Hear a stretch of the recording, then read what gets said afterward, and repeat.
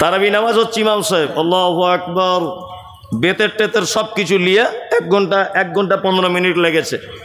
তা মুসল্লিরা বাহিরে এসেই বলছে, হ্যাঁ গোনা টিম ইমাম সাহেব পাল্টাও, এত আস্তে আস্তে কিরাত করলে হয় নাকি, ইমাম সাহেব পাল্টে দাও। ইমাম সাহেব একটু বেশ সুর করে মাখরাজ সহকারে তেলাওয়াত করছে। তা ইমাম সাহেব কমিটির চাপে চলে গেছে। ওর অপরাধ কি না, সঠিকভাবে কোরআন তেলাওয়াত করে মাখরাজ সহকারে, টাইম একটু বেশি লাগে।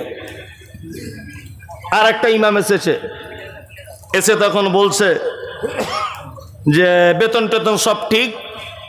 আর একজনকে জিজ্ঞাসা করছে, ভাই কি ব্যাপার, 15টা রোজাতে আগের ইমাম চলে গেল, রমজান মাসে তো ইমাম চেঞ্জ হয় না।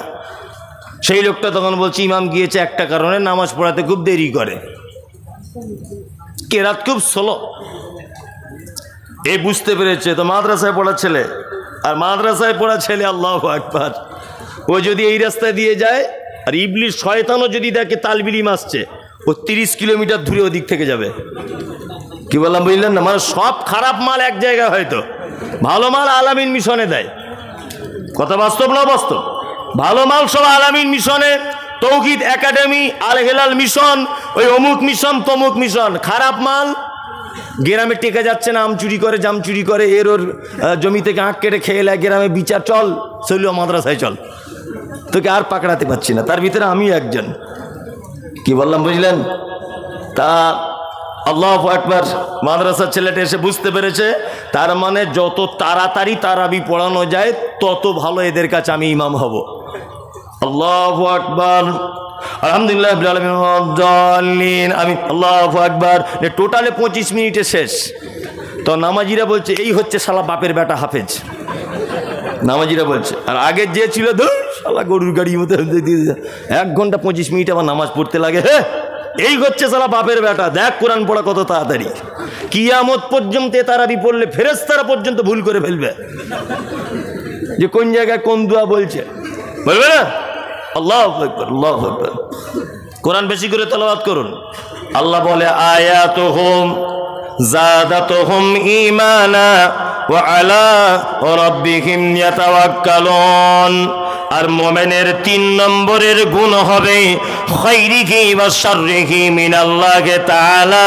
ভালো মন্দ যা কিছু হবে মুমিন আল্লাহর উপরে ভরসা করবে।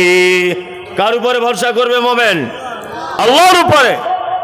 4 নম্বরে আল্লাযীনা ইউকিমুনাস সালাত। আল্লাহ বলে মুমিন সেই যে সালাত আদায় করবে, নামাজ পড়বে 5 ওয়াক্ত। 5 ওয়াক্ত নামাজ পড়েন? এই কারা কারা 5 ওয়াক্ত পড়েন? কারা 5 ওয়াক্তগুলো সবাই হাত তুলুন, তাহলে চোর ধরা পড়বে। তুলুন সবাই, কেউ 5 ওয়াক্ত লোক বাকি থাকবেন না। হ্যাঁ, তার মানে অনেক লোকই বাকি আছে, তাই না? শুধু নারে তাকবীর দিয়ে জান্নাতে যাওয়ার কাজ নাই, আর সুবহানাল্লাহ বলে। কি বললাম বুঝলেন? আল্লাহু আকবার। আমাদের সমাজে 4 রকমের নামাজি আছে। ক রকমের? 4 রকমের। এইদিকে এবার শুনুন। 1, জোহরে যায়, আসরে যায়, মাগরিবে দোকান খুলে, এশায় দোকান বন্ধ করে, ফজরে ঠান্ডায় ঘুম ভাঙে না। এটা একটা কোয়ালিটি।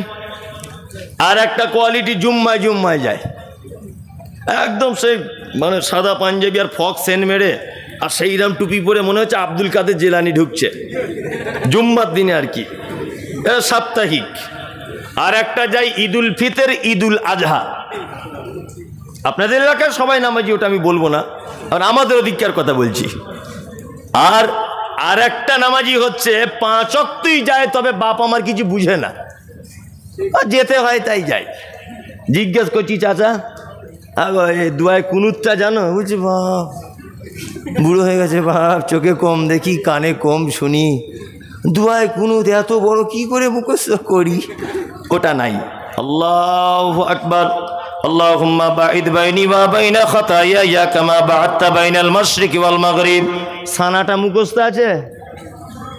না বাপ, ওটা তো জিবই ভাঙে না। আচ্ছা, তাহলে দুয়ায় কুনুতও জানো না, সানাও জানো না? না। তাশাহুদের বৈঠকে বসে আত্তাহিয়াতু লিল্লাহি জানো? বলছে বুঝতে পারছো না, তুমি কেন লজ্জা দিচ্ছ বাপ? কানে কম শুনি, চোখে কম দেখি। ও বলছে কোকে কম দেখি, কানে কম শুনি, 2 টাকা কম দিয়ে দেখুন, ও ঠিক বুঝতে পেরে যাবে। কি করে পরের জমির আলি কেটে আর জমি বাড়াতে হয় এটাও জানে। কি বললাম বুঝলেন না? কিন্তু মসজিদে এসে দোয়া জানে না। যে লোকটা স্বীকার করলো দোয়া জানি না, বোঝার চেষ্টা করুন। ওই লোকটাই দেখবেন যখন নামাজ পড়ছে সেজদায় গিয়া, রুকুতে গিয়ে যে চাচা তুমি হে বললে তো এখনই দোয়া জানি না, ঠোঁট কেন লাগছ, তুমি বলো কি? এরকম লোক আছে না নেই?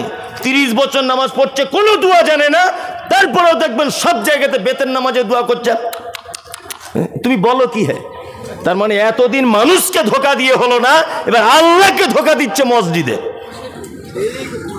আরে এই জাতি কখনোই পরিত্রাণ পায়? সলুয়া গ্রাম ব্যতিক্রম গ্রাম, যে জাতি তার জলসার দিনে 10 কুইন্টাল জিলাপি বিক্রি হয়, 50 কুইন্টাল বাদাম বিক্রি হয়, অথচ একটা বইয়ের দোকানদার দোকান লাগিয়েছে, তার 20টা দুয়ার বই বিক্রি হয় না। এ জাতি দিশি বাদাম খুঁজে পাবে, সঠিক ইসলাম খুঁজে পাবে না। কার কার বাড়িতে দুয়ার বই আছে বাংলায়? হাত তুলে বলুন দেখি। আমার বাড়িতে আছে কজন? আর এখন আমি তো বুঝতেও পারবো না, না টাইম থাকলে গিয়ে দেখে আসতাম। তার মানে যা হাত তুলেছে তাতে করে 75% মানুষের বাড়িতে নেই। কি বললাম বুঝলেন? আরে মোবাইলে পাওয়া যায়, মোবাইলে তোমার মতো সবাই কি বুঝে? তোমার মতো সবাই বুঝলে সারা রাত চ্যাটিং করতে বসে বসে, ঘুমাতো না বুড়া। যাই হোক, মোবাইল তো বুঝে না। যাই হোক, আল্লাহ সুবহানাহু ওয়া তাআলা তিনি বলছেন কি, আল্লাযীনা ইউকিমুনাস সালাত, মুমিন তারা যারা সালাত আদায় করবে। নাম্বার 5, ওমিম্মা রাযাকনাহুম ইউনফিকুন। আর আল্লাহ বলে মুমিনের 5 নম্বরের গুণ হলো এটা, তাকে আমি যে রুজি দিয়েছি সেই রুজি থেকে আল্লাহ রাস্তায় অর্থাৎ আমার রাস্তায় তিনি দান করে দিবেন। 5 নম্বরের গুণ। যদি বলছেন মৌলী সাহেব আপনারা পারেন তো বেশ ভালো, বলতে বলতে ঠিক জুত করে জায়গায় চলে এলেন, মনে মনে ভাববেন হয়তো। আসলে ঘটনা ওটা নয়, ঘটনা হচ্ছে প্রতিষ্ঠানের জলসা হলে এগুলো লাগে। কি বললাম বুঝলেন? এগুলো লাগে। আপনাদেরকে একটা চমৎকার হাদিস আপনাদেরকে বলি, খুব চমৎকার সহিহ বুখারীর হাদিস। যারা এখানে বসে আছেন নবীকে ভালোবাসেন সবাই? সবাই না? আচ্ছা, কেউ তো দেখেননি নবীকে। না দেখি প্রেম, না দেখি ভালোবাসা, কিয়ামতের দিনেও যেন একটু দেখা হয়, এরকম ইচ্ছা আছে সে কার কার? মাশাআল্লাহ মাশাআল্লাহ, সবার মুখস্থ। চলুন হাদিস শুনে নেন, সহিহ বুখারীর হাদিস। বর্ণনাকারিনীর নাম হলো আম্মা জান আয়েশা সিদ্দিকা রাদিয়াল্লাহু তাআলা আনহা। বাপের নাম আবু বকর, মায়ের নাম হলো উম্মে হানি। হাদিসের পরিভাষাতে আয়েশাকে বলা হয় মুহাদ্দিসা। শুধু এখানেই ক্ষান্ত নয়, বিশ্ব নবী যত মেয়েকে বিবাহ করেছিলেন, একটা কুমারী মেয়েকে বিবাহ করেছিলেন, তারই নাম হচ্ছে আয়েশা। শুধু এখানেই ক্ষান্ত নয়, বিশ্ব নবী যত নারীকে বিবাহ করেছেন সবাইকে নিজে নিজে দেখেছেন, নিজে গিয়ে দেখেছেন। কিন্তু আয়েশা এমন এক ভাগ্যবতী নারী যে আয়েশাকে আল্লাহ নিজে স্বপ্নের মাধ্যমে আল্লাহর নবীকে দেখিয়েছেন। শুধু এখানেই ক্ষান্ত নয়, বিশ্ব নবী তিনি বলেছেন যে আয়েশা এত ভাগ্যবতী, পৃথিবীতে শারিদ নামক একটি খাদ্য পাওয়া যায়, এই খাদ্যটা বর্তমানের বিরিয়ানির থেকেও উন্নত মানের কোন খাদ্য। এই খাদ্যটার বর্তমানে যে মর্যাদা, আর আমার আয়েশা শারিদ নামক খাদ্যর থেকে বেশি মর্যাদা। শুধু এখানেই নয়, আম্মা জান আয়েশার জীবনী যদি আপনি পড়েন তাহলে বাংলাদেশের ডাক্তার আসাদুল্লাহ গালিব সাহেব তিনি লিখেছেন যে জীবনে 11,000 নারীকে তিনি কোরআনের শিক্ষা দিয়েছিলেন, এর নাম আয়েশা। আর হাদিসের পরিভাষাতে আয়েশাকে বলা হয় মুহাদ্দিসা। শুধু এখানেই ক্ষান্ত নয়, বিশ্বনবী আয়েশার সঙ্গে ইয়ারকি ঠাট্টা করতেন। আল্লাহর নবী ইয়ারকি করে বড় আদর করে আয়েশাকে ডাকতেন, নাম দিয়েছিলেন হুমাইরা, মানে লাল বর্ণের ছিলেন হযরত আয়েশা।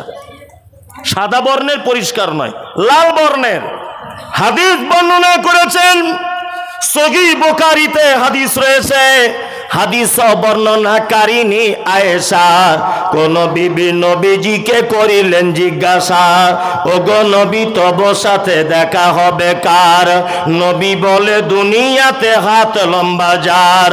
মা আয়েশা বলে এ কথা যখন শুনিলাম কানেতে, কাঠখণ্ড লয়ে হাতে লাগিলাম মাপিতে, দেখিলাম বিবি সাউদার হাতে লম্বা বলি, আমার মুখেতে ওগো পড়ে গেল কালি। হাত লম্বার অর্থ পরে পারিলাম বুঝিতে, দান ধন যারা করে এই দুনিয়াতে, তারে পরে জয়নাব এসে নবীজিকে কয়, কেন জয়নাব আল্লাহ রাস্তায় বেশি করে ক্ষয়? সল্লুয়ার মানুষ শোনেন হাদিসটি বুখারীর, জয়নাবে আনন্দ আর আয়েশার মুখ ভারী। আম্মা জান আয়েশা বিশ্ব নবীকে বলছেন, ইয়া রাসূলুল্লাহ, কিয়ামতের দিনে লক্ষ কোটি মানুষ এক জায়গায় থাকবে, দয়া করে আপনি বলুন সর্বপ্রথম আপনার সঙ্গে কার দেখা হবে? আল্লাহ নবী বললেন না ফাতেমার কথা, খাদিজার কথা বললেন না, হাসান হোসাইনের কথা বললেন না, নবী কোনো কারোর কথা বাদ দিয়ে তিনি বললেন, আয়েশা শুনে রেখে দাও, দানের ব্যাপারে যার হাত লম্বা তার সঙ্গে আমি নবী জান্নাতে প্রথমে দেখা করে নিব।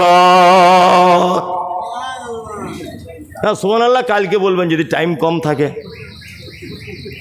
আর দানের ব্যাপার সুবহানাল্লাহ বলো 5 হাত ইমানের ব্যাপার। আল্লাহ নবী কি বলছেন?